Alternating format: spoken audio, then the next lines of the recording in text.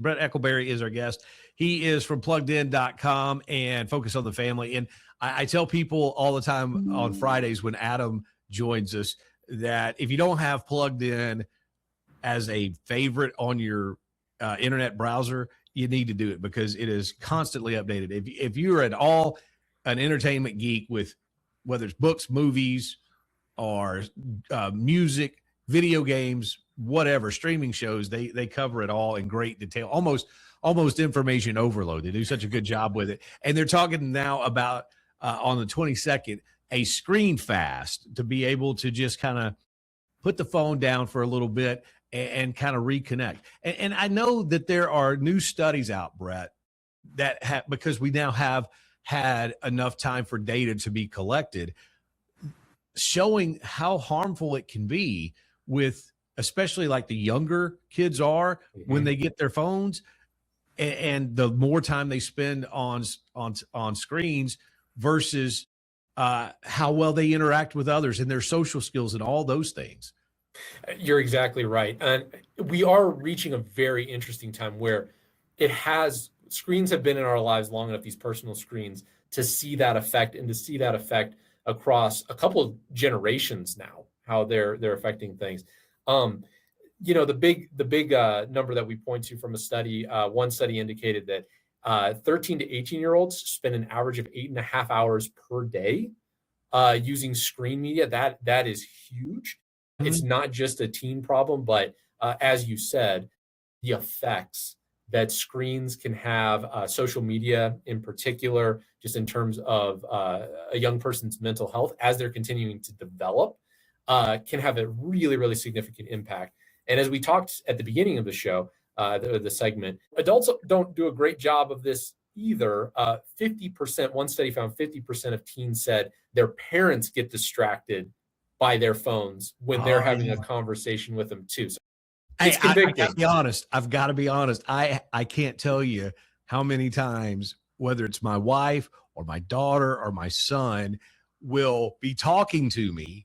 I'm listening. Truly I am, but I'm not looking at them. I'm looking at the screen and they have to go, "Hey, are you listening to me?"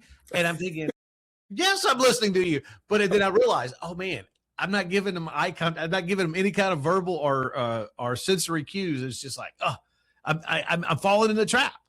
It's convicting, man. And I think that we all need those close to us to really call us out, right? When we're seeing things, it's a big necessary thing in families. But again, that's what we're doing with the screen fast. That's why we want and why we do we recommend like a week, a family doing like a week, is because you start to see by the end of that week some of these benefits really starting to manifest. So if people are wondering, hey, why a week? You certainly don't have to do it a whole week, but that is why. Is we really want to start identifying, wow, I'm actually a little more engaged here. That might lead to some longer term changes in terms of how we consume screen media. I like that. We got just a couple of minutes left here, Brett.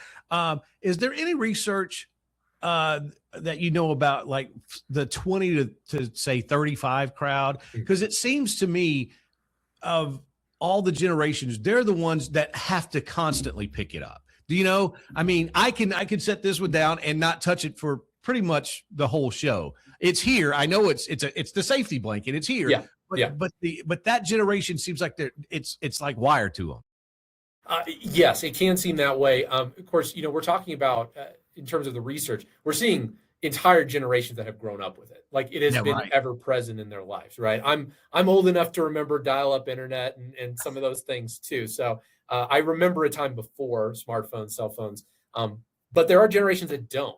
And this has always been accessible to them. And frankly, they've gotten to see older generations who've been introduced to this technology not using it the best way either. Now, I will say there have been some studies that have shown that Gen Z in particular, Gen Z gets some flack, but Gen Z in particular has led the charge, even as a younger generation, on moving away from smartphone dependence, even pushing into, I don't know if you've heard of the dumb phone trend, intentionally seeking out phones. Gen Z actually has kind of spearheaded some of those elements. And I think it's because they've seen some of the generations before them. And they're kind of like, well, maybe I don't need this, right? Maybe I need to lessen this impact in my life. So I would say that's very encouraging. It falls in line with what we're trying to do with ScreenFast. That certainly does. And again, the Screen Fast from Focus on the Family and pluggedin.com is going to start on the 22nd, leading up and through Holy Week. But again, like Rhett was saying earlier, it could happen whenever's convenient for you and your family. It's just the fact that you do it, not exactly when you do it. So that's all good stuff.